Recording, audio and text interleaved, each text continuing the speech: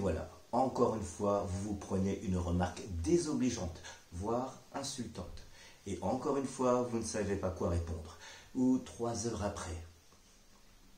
Que ce soit dans notre vie privée ou professionnelle, nous avons tous vécu cette désagréable expérience du manque de répartie. Dans cette première partie, nous verrons pourquoi on manque de répartie, quel est le profil type des champions de la répartie et qu'est-ce qu'une bonne répartie. Les réponses sont ici et c'est now!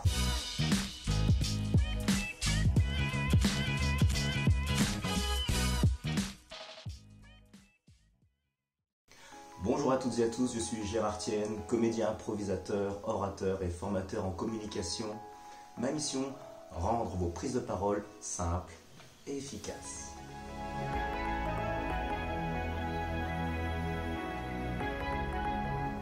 Pourquoi est-ce si difficile d'avoir de la répartie?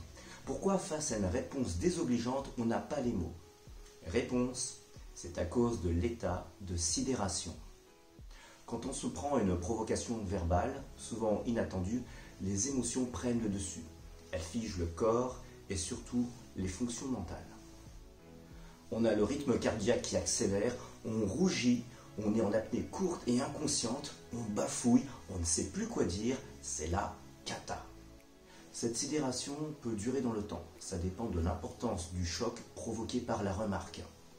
Cet état peut bloquer toute réaction normale de défense, puis la colère ou la vexation entretient ce blocage.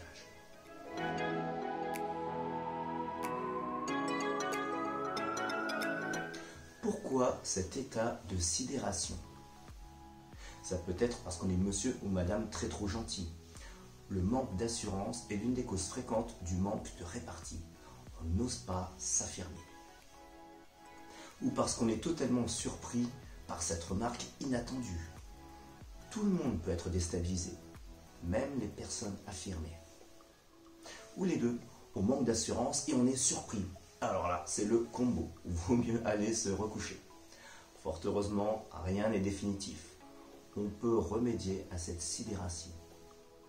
Voyons maintenant le profil type de ceux à qui nous voulons tant ressembler, les champions de la répartie.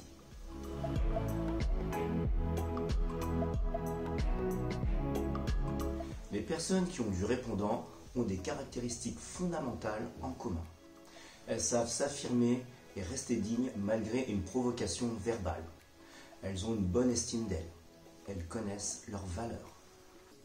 Elles ont le sens de l'humour et le sens de la formule. L'humour est un outil puissant pour dédramatiser, apaiser et prendre du recul. Et en plus, elles savent le condenser en une réplique percutante. Elles savent rester en relation. Elles savent regarder leur interlocuteur droit dans les yeux pour rester en contact visuel. Elles savent écouter même dans les débats contradictoires. Elles évitent les règlements de compte. Maintenant, voyons à quoi on reconnaît une bonne répartie.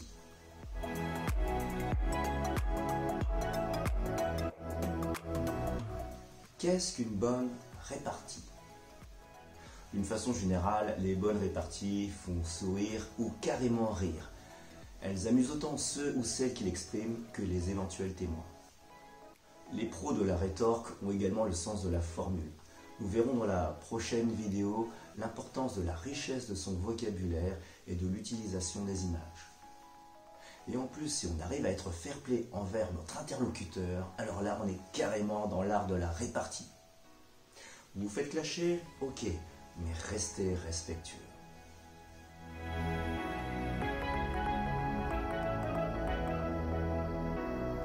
Quel est l'état d'esprit à adopter pour un bon répartiteur?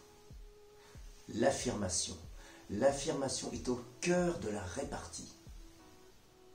Attention, je n'ai pas dit effronté, ni agressif, ni vindicatif, ni autoritaire. Un conseil, ne cherchez pas à clouer le bec à l'autre, parce que ça ne fait que mettre de l'huile sur le feu et entretenir l'animosité.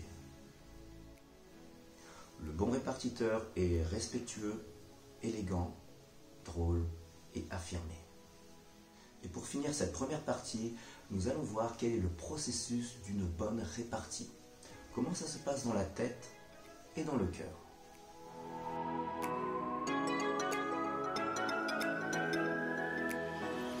Une bonne répartie peut se résumer en 5 étapes. Étape 1, remarque désobligeante. Étape 2, sidération, émotion. Étape 3, image mentale. Étape 4, synthèse, condensation. Et étape 5, répartie.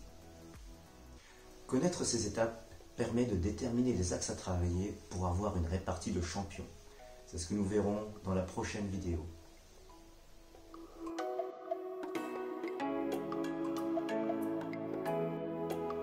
Voici le résumé de la partie 1 de cette vidéo, comment avoir une répartie de champion. Pourquoi on n'a pas de répartie? Pourquoi les mots nous manquent? Réponse, l'état de sidération. La gestion des émotions est un facteur important à maîtriser pour être un bon répartiteur. Bon à savoir également, les champions de la répartie ont les mêmes points en commun. Affirmation de soi, sens de l'humour, sens de la formule, contact visuel franc et esprit respectueux. Et finalement, il est important de connaître les 5 étapes clés d'une bonne répartie pour pouvoir travailler dessus et s'améliorer. Étape 1, remarque désobligeante. Étape 2, sidération, émotion. Étape 3, image mentale. Étape 4, synthèse, condensation. Et étape 5, répartie. Maintenant, vous avez mes clés pour avoir une répartie de champion. Si elles fonctionnent pour moi, elles fonctionneront pour vous. Si vous souhaitez d'autres trucs et astuces sur la prise de parole et le développement personnel, abonnez-vous à ma chaîne et mettez-moi un énorme like pour m'encourager. Et commentez, partagez, posez-moi des questions et donnez-nous également vos trucs et astuces pour avoir une répartie de champion. Et suggérez-moi des thèmes pour de nouvelles vidéos. Et avant de nous quitter, rappelez-vous, faites les choses sérieusement, mais sans vous prendre au sérieux. A bientôt pour la prochaine vidéo, comment avoir une répartie de champion, partie 2. A très vite les amis.